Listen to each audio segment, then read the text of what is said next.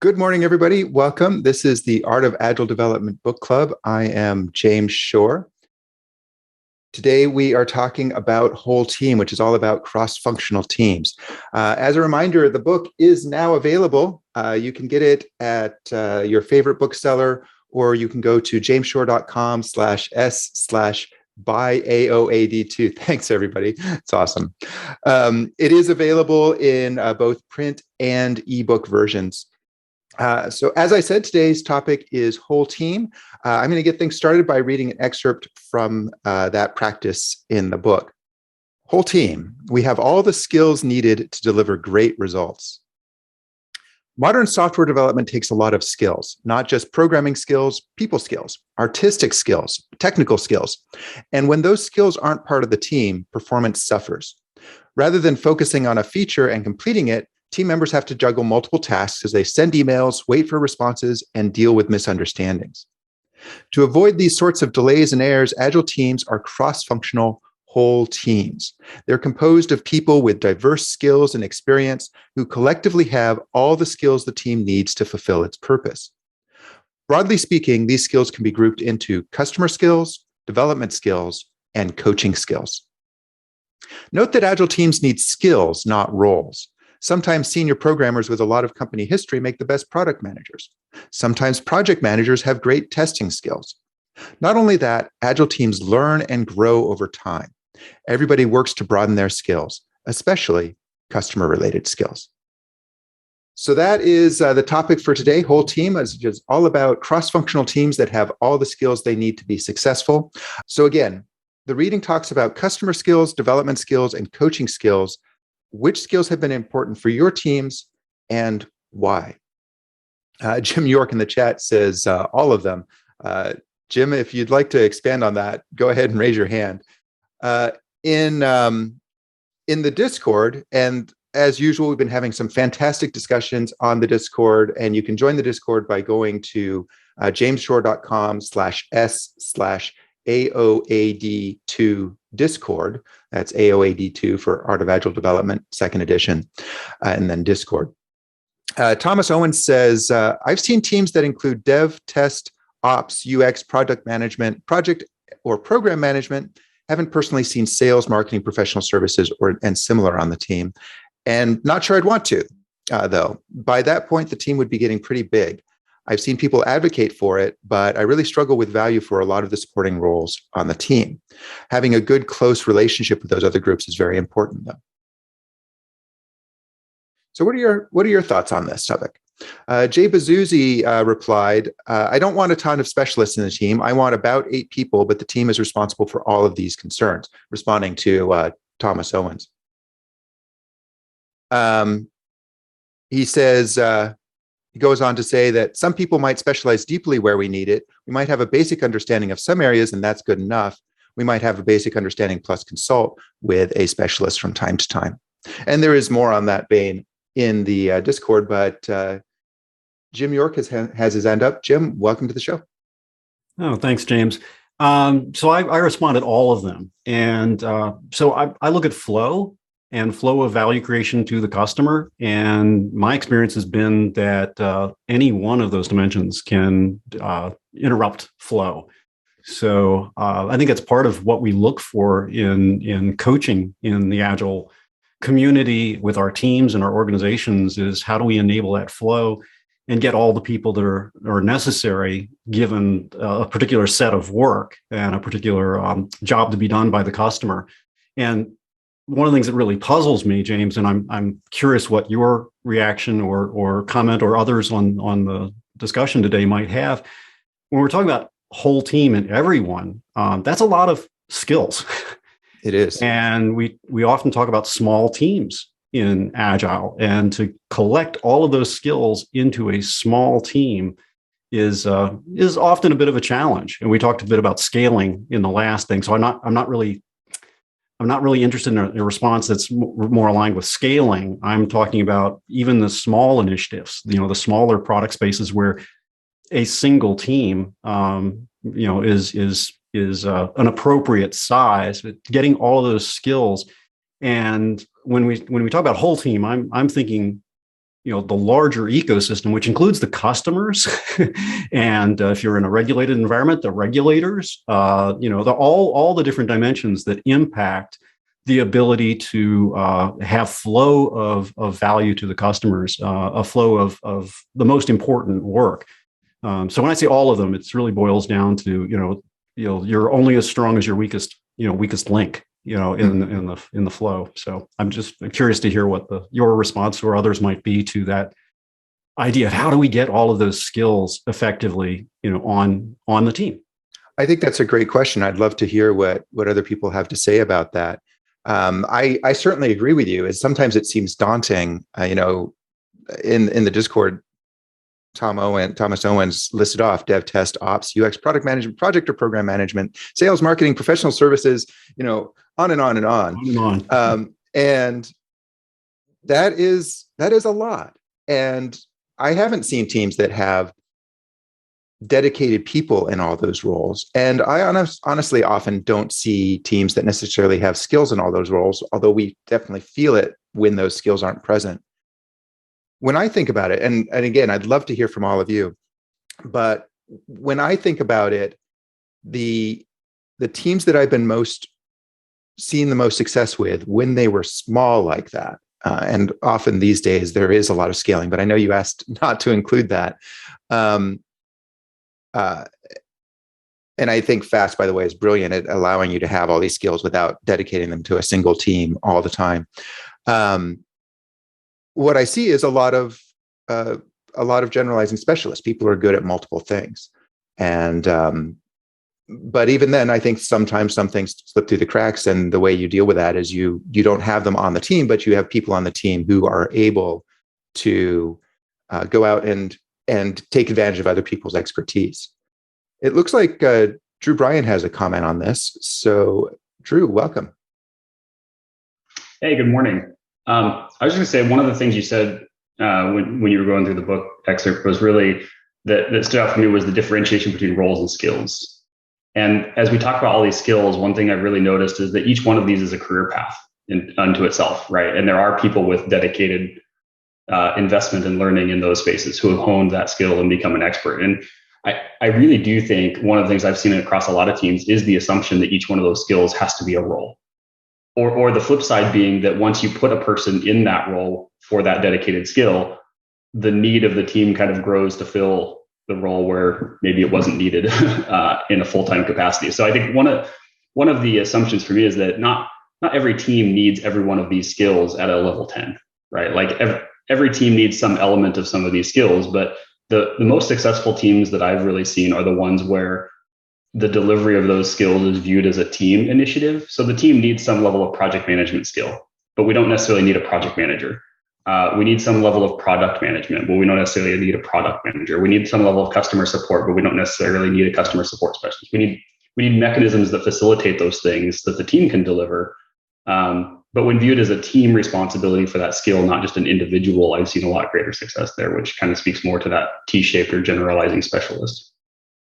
Yeah, I think I would agree with that for sure. And I think that is the secret too. If you only have one team and it's a fairly small team, how do you get all the skills you need?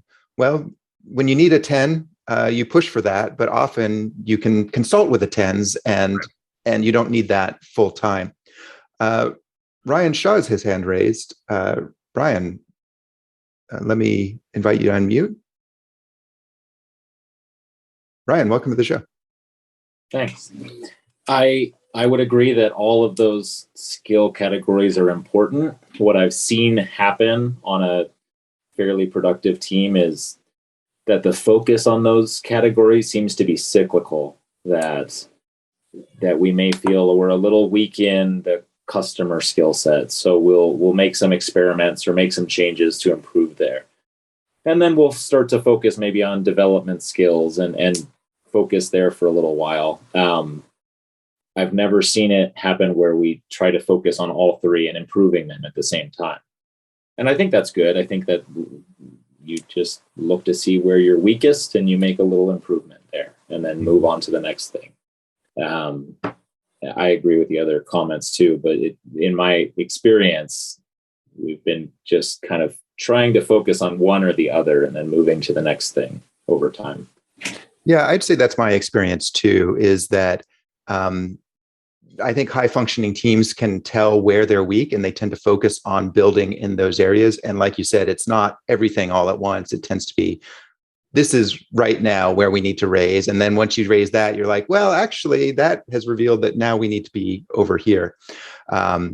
And actually, the Agile fluency model, which of course I talk a lot in the book, it presents a sort of common flow through the zones. It's not the only way to gain fluency, but what I see is that it's often a reaction to that kind of cyclical. First, we need to focus on being a team, and then that reveals that that our development fluency is not good enough, and then that reveals that we really don't have as much product expertise as we need because we've outpaced our product folks, and then getting through that cycle tends to take years. Let's go ahead and move on to the next discussion prompt, which is that a successful team is cross-functional with all the skills needed to accomplish its purpose, as we've been discussing. What barriers have you encountered in creating cross-functional teams, and how have you encountered, or how have you overcome them, or not overcome them? What are your thoughts on that? And Drew Bryan, who was on just a moment ago, he wrote on the Discord, the biggest barrier I've encountered is in altering the existing organizational structure. Usually this means a loss of control or headcount from some manager or department. I've seen this result in severe pushback, made up reasons, benefits to avoid change, and even outright attacks on Agile leaders and teams in an attempt to discredit the effort. It's hard to get managers to willingly give up their team members or the functional areas they've controlled. But it's not just managers, he goes on to say. He says, likewise, some individual contributors like being outside of the accountability of the team. It allows them to participate or control at arm's length, but point a finger or step out when there's pressure or problems arise. My best results have come from building relationships across the org, demonstrating value to build trust, bringing everyone into alignment on how teams should work, and then approaching the topics in incremental strategic alignment discussion. It takes a lot to read in It takes a lot to build influence with each person involved. The downside to this approach is that it can be a long game and still requires a high-level override to move forward. So I particularly like the way Drew called out these two sort of roadblocks, I would say, both on the management side and on individual contributor side. I've certainly seen both of those. Sarah Van Treese has a comment on this. Sarah, welcome to the show. Hi. Yeah, I've seen the same. I think that the biggest challenge is when you start to look at changing and shifting organizations. I think the comment about managers, I've seen it also though from contributors as well, in terms of like, especially if the shift is kind of more from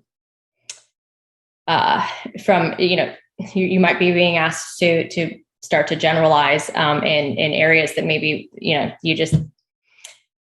were comfortable not being in, and I think that's I think part of that is making sure that there's space for at least that takes time to if nothing else. I think also one of the challenges I've seen is that when we start to talk about cross-functional teams, and then we do start talking about people having more than one skill and generalizing it, at least what my experience has been, there seems to be a tendency to start to then look, especially if you're hiring, for only looking for unicorns, so like instead of looking for a T-shape, you're really what you're looking for is like the comb, and you want to find somebody who's like a 10 in all of those skills. And that's not actually what the team needs. But once that's been my experience, that's the direction that hiring starts to go, is that, let's make sure that they're everything, when in reality, we are looking for, combinations of things where people can augment each other's skills. I think that's a great point, and a cautionary, I think, something to be careful about. I've certainly seen myself succumb to that temptation. Saying, we need, for example, this isn't so much a team member, but we need an engineering manager who's not only a great manager, but also understands the technology, so can provide coaching to the team members. And these, when you start piling on too many skills, it's sort of, as we were talking about before, it's hard to find somebody who's a 10 or even necessarily an 8 in all of them. Thanks very much, Sarah. Anthony, welcome to the show. Hi. Yes. So I just wanted to share that. Yeah. You're very soft, Anthony. Do you think you can raise your volume? Okay. Yeah. This Zoom has a tendency of doing that for me. It's very annoying. Yeah. So I wanted to share that in small companies and companies where there is a small development team, then you naturally tend to get this sort of cross-functional team. All the skills end up in the same in the team because, well, you've only got the one room of developers anyway, and they end up also having to run the DevOps for the company and all sorts. And you might find that then your product manager is the one and only salesperson and things like that. So that sort of naturally flows. And in small teams, it's mostly about avoiding doing too much design up front and making sure that you actually do things incrementally rather than having to deal with the whole team issue, because that just comes naturally. Whereas in big companies, then they're often more familiar with doing things incrementally, but having a whole team can be an issue. Getting everybody in the same room, particularly DevOps people and actual product owners, customer involved, people who are actually customer facing, getting those into the team room can be really hard because they often are a completely separate part of the company. They've got a team of 100 salespeople that are nothing to do with the development department. And so those are the areas which can be particular issues at the edges.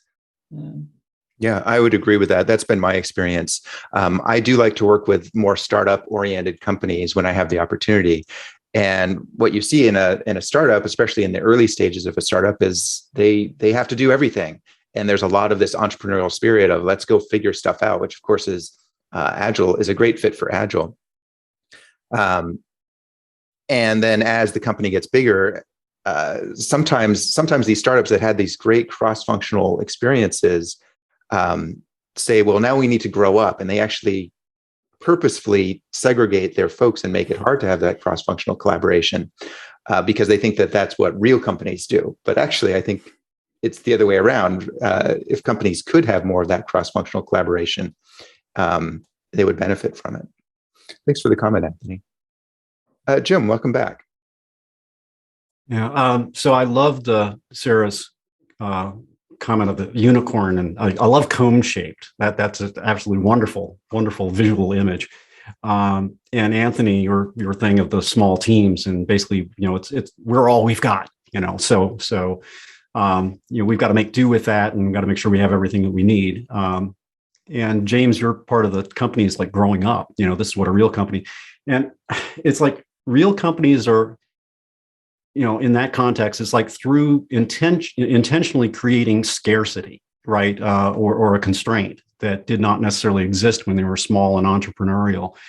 And I think that's the thing that I see often. That's one of the biggest barriers is this kind of intentional move to put in place a constraint or scarcity and share across multiple teams a critical skill set that's needed by all teams, and that inevitably is going to interrupt flow. So, kind of combining these ideas together, it's like every team needs what they need, right? So as you grow up as an organization, one of the beliefs I have about organizational maturity is your ability to get the teams what it is that the teams need. So being responsive to what the teams, often through emergence, discover what is needed. And that's all driven by the nature of the work that's needed, which is driven by the customer demand. So it's all this kind of pull based from the customer of the customer has a job to be done. We are producing a product that is addressing that need. Here are the most important things we need to work on. Okay, what do we have to have in terms of people, process, in order to build the appropriate product at this point in time? And anything that falls short a mature organization exists in order to support the needs of that team, in order to get to them what it is that they need. So if we pay attention to that flow, we should be able to see very easily where the teams get blocked. And the measure of the maturity in my mind of the organization in terms of agility is, are they able to respond to those teams' needs in an appropriate and timely manner? That is a beautiful picture. I mean, the idea of the purpose of the organization is to enable the flow of skills into the teams is sort of how I'd paraphrase what you said. Mm-hmm. And I love that. I don't know if I've ever seen it, but I love the idea of it. What have you seen to make that possible? I've seen a lot of cultural barriers to that, a lot of territorialism, the kind of it's flipping the pyramid. If you think about an organizational design where the people in the leadership are at the top of the pyramid and the base of the pyramid are all the workers doing all the hard work. If you flip that pyramid upside down, you get a structure that has the flat part of the larger part of the pyramid at the top, and that's all the workers, and the rest of the pyramid as it scales down is like middle management and then all the way at the base now of the pyramid, which is formerly the top of the pyramid, are the leaders, and it's like that's what's supporting the rest of the organization. It's all to benefit the customers at the top. So all that structure exists to support them. It just kind of flips the paradigm of who is serving who, and my belief is that the teams are serving the customer ultimately. So the customer is kind of at the ultimate top of this structure. And, the rest of it exists to enable the flow of the value to those customers. So the leaders in the organization serve the teams instead of the other way around.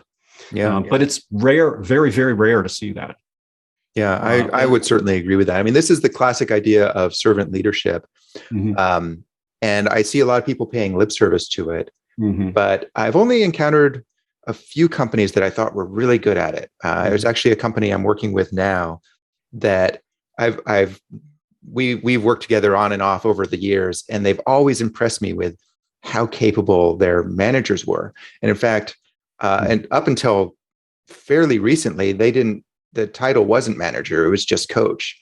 And there was some change recently where all the coaches got renamed to software engineering manager, but they still to this day get that idea of my job is to enable and to create ability and capability rather than to tell people what to do and to and of course things still aren't perfect, but it's beautiful to see, and I love working with them.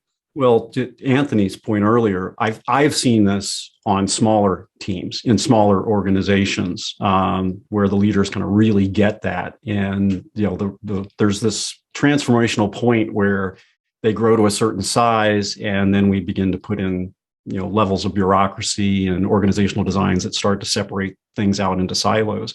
When we look at, you mentioned the Agile fluency model earlier, so I'll often see organizations that go backwards through the fluency model. They start off small, and they're in many ways they're all the way at the end at the strengthening, because it's mom and pop operation, 4 people in a garage type of thing. We're all we've got. And then when they diversify into multiple products because they've been successful, then you start seeing this competition comes into play, and you've got different teams competing for the same limited resources. Yeah, I'd say that's been my experience as well. Thanks very much, Jim. I'm going to move us on to the next discussion prompt, which is actually builds on, I think, what people were saying earlier. The prompt is generalizing specialists, or T-shaped people. This sort of gets back to what Sarah was saying earlier, are an important concept for Agile teams, but sometimes hard for people to accept. So how have you seen folks react to that idea? And what are some ways that you've seen or tried or think you might want to try to help them accept it? And Jay Bazuzzi, who I think is on the call, wrote in the Discord, a response I have often heard is that it sounds like, the response is, it sounds like we want to make everyone interchangeable. If we learn each other's areas, we can swap people around as equivalent fungible units. So this thinking that T-shaped people really means that we just want to exchange people easily. I'm interpreting what Jay wrote. And then he goes on to say, that is not my intent, and I don't think it's possible. But I do like the idea of spreading basic knowledge around so we can select based on other criteria. Sometimes we need outside the box thinking. Other times we need a systemic approach, and rarely do those show up in the same person. So this also gets back to that question of, well, what sort of skills are we looking for? So we've been talking about the management side of things. I'd love to hear from you all about how do you deal with the individual side? And I certainly do see some pushback from individuals who are worried that, they have particular types of work that they really like to do, and that being part of an Agile team means they won't be able to do nothing but the stuff they really like to do. Although I guess I would argue that I've never seen an environment where you can only do the stuff that you really like to do all the time. So what do you all think about that?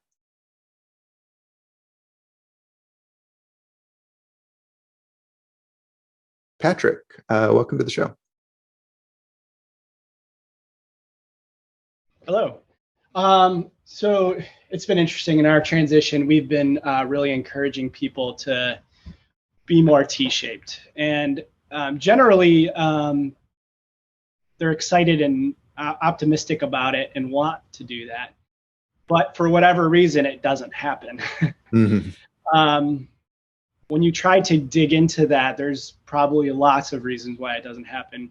Sometimes there's an internal pressure to deliver, I think, on the developers, within their mindset. I think sometimes they project that onto the product owner, like, I need to get this done, so I'm just going to default back to what I'm comfortable with and let the people who are good at what they do their thing, instead of trying to invest that time, I guess, to start learning something new, which can be intimidating. And obviously there's, the friction to start is great, especially if it's something brand new.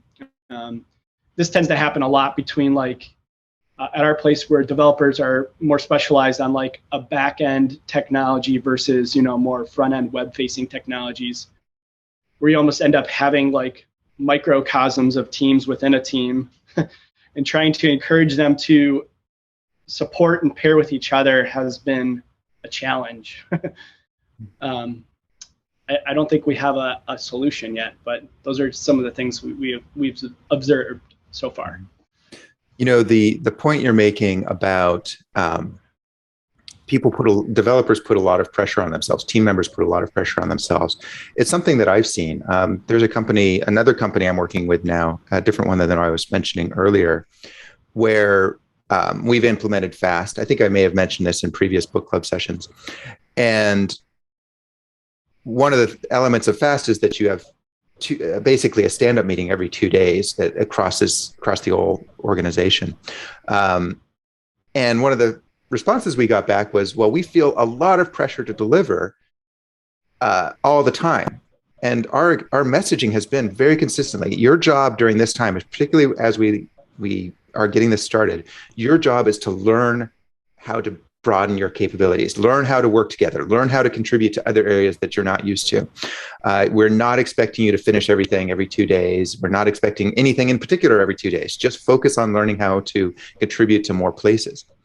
And we've repeated that message over and over and over again. And we're still hearing from people, I feel a lot of pressure to just deliver every 2 days. It's really a self-imposed thing. And it seems to be really deep in, sort of the developer psyche that my job is to deliver as much as possible, as fast as possible. Yeah, I think it's part of our old culture and new culture kind of clashing, and maybe a little bit of mixed. I don't know. I kind of try to look and see, is there mixed signaling there? Is it something different between what we're saying and what we're actually doing too? So are we're saying the right things, but maybe not. We're not doing the right things or not doing it enough yet. But I think it's a mix, a blend. A lot of it is that internal pressure and the old way of just smashing through code and features as fast as you can, right? Mm-hmm.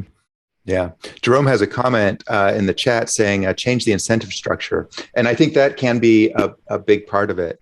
Although I don't think that's all there is to it. I think there is some level of just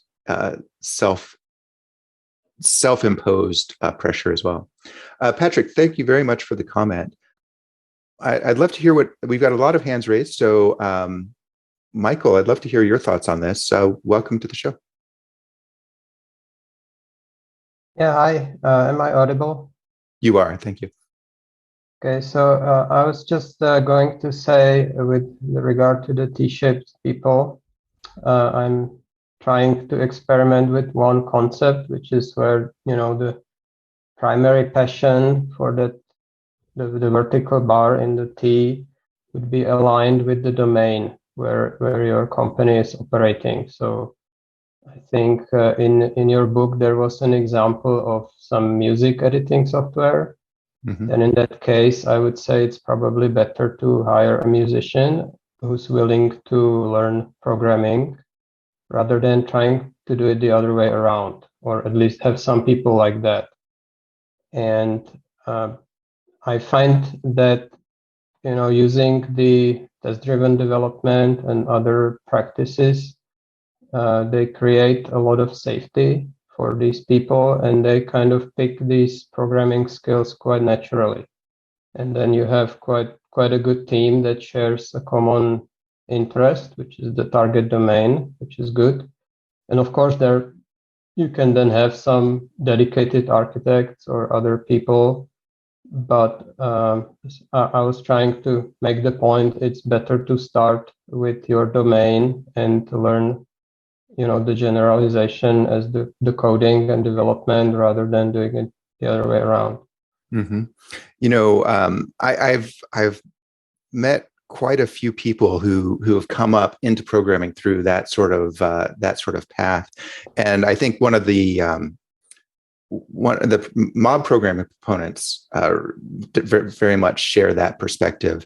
My co-author Shane Warden, who worked with me very heavily on the first edition of the book, he was a music major in university, which is how we ended up with the music example in the book. Thank you very much for your comment, Michael. Sarah, welcome back. Yeah, one of the things I've done in the past that I have seen work with is with a kind of a smaller team was I think one of the things a few people have mentioned is that people, they do have kind of a primary passion when it comes to like what they particularly like to work on. So with my team, I had everybody kind of self-identify what those would be. And then what your other areas are. And we kind of had noted what was a primary and then a secondary and then like a tertiary or whatever would come, from there. And then the team was pretty good at kind of self-organizing the work so that wherever possible, people were working within their primary area. And if not, then they're, like secondary. But was open to the fact that sometimes that meant that wasn't the case. And that meant then kind of working more closely with, especially if it's something you're not as familiar with, it might be either slowing down or working with somebody else on the team. But I feel like having the team kind of recognize and say those things out loud to the rest of the team was helpful in terms of positioning the team to stay aligned to what, motivates people the most. I do have a question though, to see if anybody else is like, sometimes that can get in the way of good pairing. Like when you're like pairing where you're pairing with somebody who's also kind of at your level within it and in a specific skill. Like if you have everybody on the team as less skilled, everyone has like a primary specialty, and then everybody else is like a little bit less so. Then you're never really pairing with somebody at your same skill. And I wonder if how anybody else has solved that or seen that solved. Yeah. So love to hear people's thoughts on that. I've had the good fortune to spend some time with Lord Cunningham, who's also here in Portland. And he told me something that I think I ended up putting in the book, which is that he really helped me understand that, as you say, pairing is a collaboration of peers, But what he told me was that it doesn't need to be equal skills. It just means each person needs to have something that they can contribute to the pairing session that the other person can learn from. So I don't remember the context of the conversation, but we were talking about junior folks. And he's the one who told me, make sure that the junior folks have something to bring to, give them the opportunity to learn a library that nobody else on the team knows, or research a particular technology that the team is using that nobody knows well, so that you can have that peer interaction. So I don't think it's so much we need everybody on the team to be equal, but sort of in the process you're defining, find out where everybody has the ability to lead, and so that they all can all lead in different ways at different times. Thank you very much for your comment, Sarah. We have one final discussion prompt, not a whole lot of time, so I'm gonna just sort of put this one out there. So Agile teams are made up of peers who self-organize around their work. Very much ties in with what Sarah and I were just talking about. What does this look like when it's at its best? What have you seen at its best? What do you imagine it could look like at its best, even if you haven't seen it? And in the Discord, one person wrote, and I actually neglected to write down who this was, so I apologize. But they wrote, at one company, we had separate dev, product code, and test automation roles. And one day the order came down from on high that there shall be only engineers. I think this was Jay Bazuzzi, actually. I watched successful senior testers with a decade of experience suddenly struggle to be senior developers. The transition was too abrupt and they were not well supported. I wish we could have pair programmed through this period, combining dev and test skills on each task. Then I switched to another team where almost everyone had transitioned from test to dev. They brought a strong testing ethic, so everything they did started with tests. The great test coverage made working on the project much easier. So what have you all seen when this cross-functionality has worked particularly well? What does that look like? And Sarah, you still have your hand up. I don't know if that's leftover, but I might ask you to share your thoughts on this anyway, or anybody else. What are your thoughts on that? When I think about when I think back to my most successful teams, actually, the one that comes to mind for me is the original extreme programming team that I was on. It was a small team. It wasn't a large scale environment. This was back in 2000. People weren't really trying to do large scale Agile at that time. And I think at its height, we had 8 people on the team, and we were all programmers. But what that meant was that we were all just stepping up to do what needed to be done. What we had to build was a development website for an operating system company, and probably not the one you're thinking of. So, if you wanted developer documentation, you come to this website. And what I remember most is that there wasn't really a sense of hierarchy or in charge of. Everybody would just pitch in on every single piece of it as needed. So to me, what self-organization looks like at its best is that there's this very natural feeling of when something needs to be done, somebody's going to volunteer, and it happens really smoothly. That's what you see on the high-functioning teams. So it just happens sort of automatically, and to the point that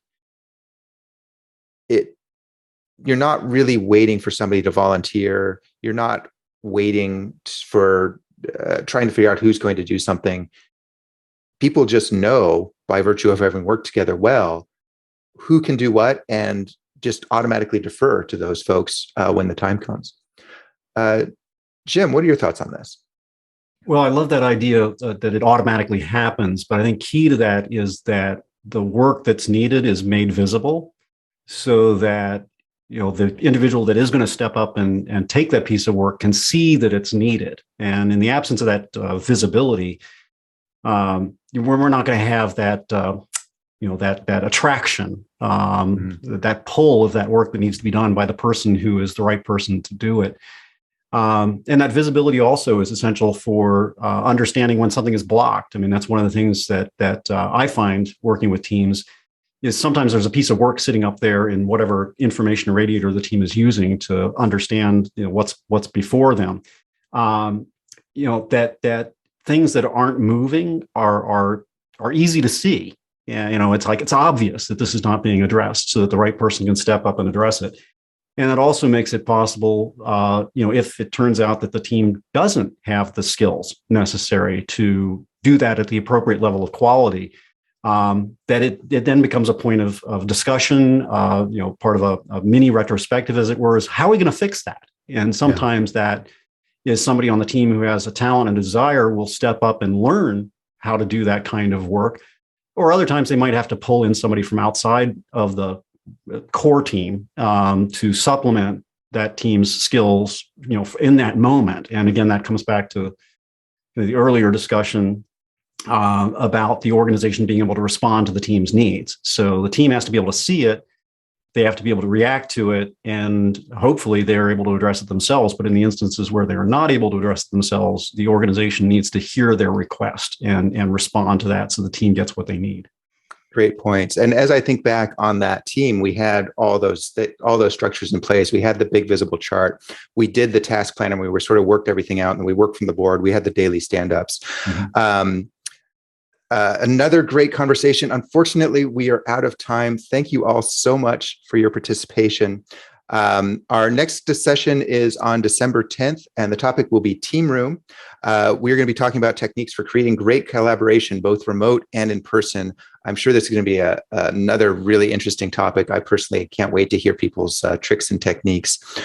Be sure to check out the Discord server to participate. I'm going to be posting the discussion prompts there every day starting Monday. And of course, you're very welcome to continue this discussion there as well. The link, once again, is jamesshore.com/s/AOAD2 Discord. Thanks very much, everybody. And I'll see you all next time. Bye, everyone.